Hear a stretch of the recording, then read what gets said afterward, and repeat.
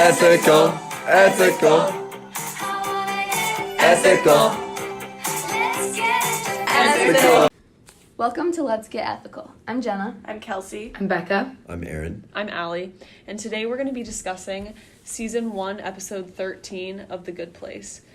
In this episode, Michael is in a room with Chidi, Jason, Eleanor, and Tahani, and Michael tells them that they have to pick 2 people out of their group to send to the bad place. They go through a long discussion debating who should go to the bad place, and each of them are pitting each other against each other, saying, reasoning why they should go and who's done the worst thing and why they shouldn't go, for a long discussion about that.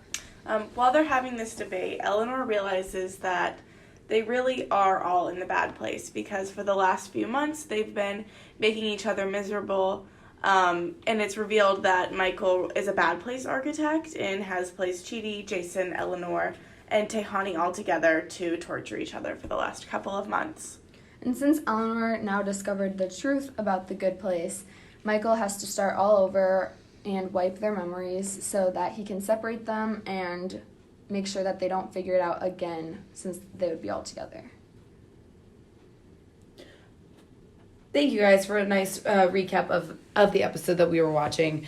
In this episode of Let's Get Ethical, though, today we will be discussing the debate behind what makes a person good versus bad, the decisions of the Good Place characters and potential blind spots that they may have encountered, and then finally we'll talk about ethics in real time, applying real-life examples that we've either heard of or experienced in our lives. So let's get into it.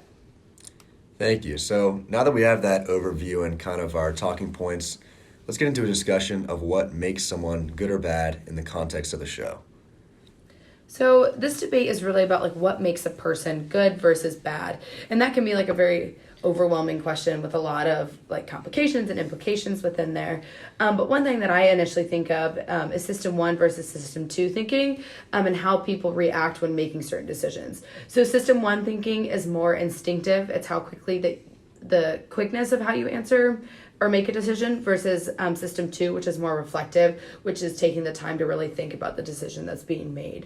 So something that I came up with, something that helps me remember System 1 versus System 2 thinking is a little rhyme that goes like this. System 1, let's get it done, versus System 2, let's think it through. So if you're ever confused as to which one is which, that's something that I use to help me. So going to a little bit about these types of thinking, there are implications to both. There are good and bad things about both of them. System 1 thinking, even though it is quick, it can help make decisions fast, but faster is not always necessarily better. So a lot of the time it's really good to think about your decision and think about it thoroughly. And this we can see these systems of thinking we can really see in the show itself. So for example, System 1, Jason is really, really quick to react when Michael says someone has to go to the bad place, and he points fingers really quickly about who he thinks he should go. Whereas Tahani really takes the time to reflect about who she thinks should go to the bad place and who should stay. So let's talk a little bit more about that. So within the show, there's a transition within the debate about initially, a lot of people are pointing fingers at each other. They're thinking really quickly about who should go. And then when we get to the final decision, we see that they've all taken the time to really think about the implications of who should be sent to the bad place. Yeah, and going back to that System 1 thinking, you can really see initially at the beginning of the show the difference between Jason and Eleanor's System 1 thinking, where Jason has a very consequentialism view, where he thinks that whoever has done the worst things in the good place should be sent to the bad place. He even says that the morality of actions are solely based off of its consequences. And then Eleanor, on the other hand, she has an intent in her System 1 thinking, where she's saying whoever was initially supposed to go to the bad place should be sent there because of the intent of where they were going to be sent. Yeah, so Jason raises a consequentialism point of view. He says that because Chidi and Tahani helped Eleanor and Jason do the bad things that they did in the good place, that Chidi and Tahani are just as guilty because the outcome was the same for all 4 people. And that really is placing a great emphasis on the consequences of the actions and not the intent. And we can see sort of a consequentialism point of view when people place blame on bystanders who have apathy towards a situation. Yeah, Kelsey, you actually bring up a really interesting point. This reminds me of an example that I've heard before. Called The Murder of Kitty Genovese, and it's a true story about a woman named Kitty who was murdered in the 60s in New York. And what makes this case really famous isn't like the fact that she was murdered, even though it's awful, but isn't the murder itself, but more the number of witnesses who didn't come to Kitty's defense. I'm not sure of the exact number, but there were a lot of people who were there that could have helped and step in and stop a situation, and no one did. And so from a consequential point of view, all of these people are just as guilty as the murderer because they didn't step in to help. Mm-hmm. Yeah, and then in contrast to consequentialism, Eleanor's System 1 thinking really places a great emphasis on intent. Eleanor says that initially the bad people that should have gone to the bad place should be the ones that go to the bad place in this debate. So she's really looking at why people did what they did and placing an emphasis on that. And then we can see that whole point of view from intent come up later in the show when Michael talks to Tehani about why she's in the bad place. So Tehani made a $60 billion donation to charity when she was alive, but her intent for that donation was pretty selfishly motivated. She used that donation to get ahead in the social world. And we can see companies like that, or companies do things like that all the time. Definitely. So that's something that we often see in our celebrities and in some corporations when they start corporate charity or corporate giving or social responsibility initiatives. While we can kind of discuss the intent behind that, oftentimes this is a move to improve what's called optics. So the perception of what a company or a person is doing and how that affects whether or not we view them as good or bad. So that has ethical implications and is not always done from a pure motivation to give.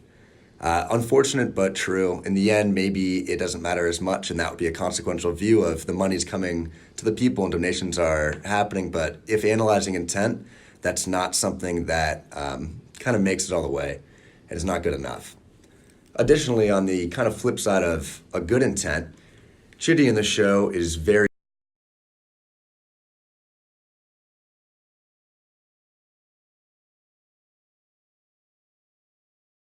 Michael tells them that he should be in the bad place because of how that has wrecked his relationships. He's been extremely rigid in his thinking and very indecisive, and he struggles to pick between two things oftentimes, and that hurts the people around him. Yeah, so that kind of brings us to the question of is being too ethical a bad thing? And it's actually a really interesting debate, and something that I start to think about is Chidi's stomach hurts every time that he feels like he's done something wrong. You can see this multiple times throughout the episode, and this reminds me of something like the mirror test, the pillow test. For example, the mirror test is when you look in the mirror and can you be okay with yourself, looking at yourself after you've made this decision? Or the pillow test, can you sleep can you get a good night's rest after you've made this decision? And I think this is something that comes into play when deciding if Chidi is if his ethicality is a bad thing. Definitely, and that has an imposition on other people is what we see. That can be applied to our everyday lives of students or really anyone's everyday lives. All of us have a lot going on with school, with social commitments, friends, family, trying to get a job, and these commitments can often conflict with each other. What's important in these situations is to recognize the social contracts we have and understand whether or not something is able to be skipped or missed for the sake of something else. If you're skipping class because you wanted to sleep in, is that really fulfilling your social contract? No. If you're skipping class or something else because a friend is really in need or there's a family emergency, of course, that's something that you should maintain your flexibility on and be able to change your priority and immediately go to where you're needed most. This is something that Chidi failed at during his life, and it is the reason why he's in the bad place. Yeah, so going back to our original question, what makes a good person or a bad person? Obviously, ethics has a lot to do with that and your ethical decision making. So what do you guys think? What values or what things are the most important for that? I don't know. I usually come at it from a consequentialism perspective, I feel like I'm pretty results oriented, and despite the way that someone got there, as long as they weren't breaking any rules, I would rather see the results of something be good or be ethical. Kind of like what I was saying with Tahani, the fact that she donated or raised $60 billion for charity, that money is going to go and help real people and have a strong impact.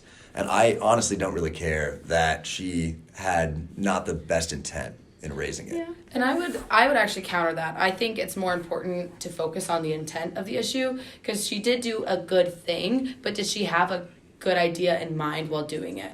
Like, I feel like the outcome was good, but is she a good person because she did that? No, I don't think so. I think that raises something we talked about in class, in the debate of intent versus consequentialism. So if someone tried to shoot someone and missed and didn't end up killing them, they wouldn't be arrested. Whereas if someone didn't try to shoot someone, hit them, and then killed them, they would be arrested. Yeah. The outcome for the second occurrence is way, way worse than the first. And I think that simply you can't discount outcome when you're taking into account the ethicality of a Yeah. situation. I think you make a good point. Agreed. But also, like, it also makes a really big point about how you make those decisions. Like, when she was deciding to raise all that money, when Tahani was, like, what was her intent versus, like, the outcome, what, like, made her feel good in that moment. So, like, knowing herself and, like, being able to understand her values and making that ethical decision and, like, aligning those. Because if she was doing all this good but wasn't making her feel good because she knew it was for bad intent, obviously that's like another situation too to consider. Yeah. All good points to consider. Then in a different scene of of this episode, they go to the company that Michael works at with all the architects of who creates the Good Place. And so you can see a very toxic culture in this environment. Michael is very stressed, and it is not a friendly, open environment at all. His boss has been putting a lot of pressure on him. He specifically said, "We're going out on a limb for you. Don't screw this up, pal." And so that's the type of tone that the top executives of this company are leading down to him, and that just creates a very bad environment for people to speak up about things that they may not agree with. And so this could be one of the reasons it didn't work out as planned, because Michael was under pressure to perform.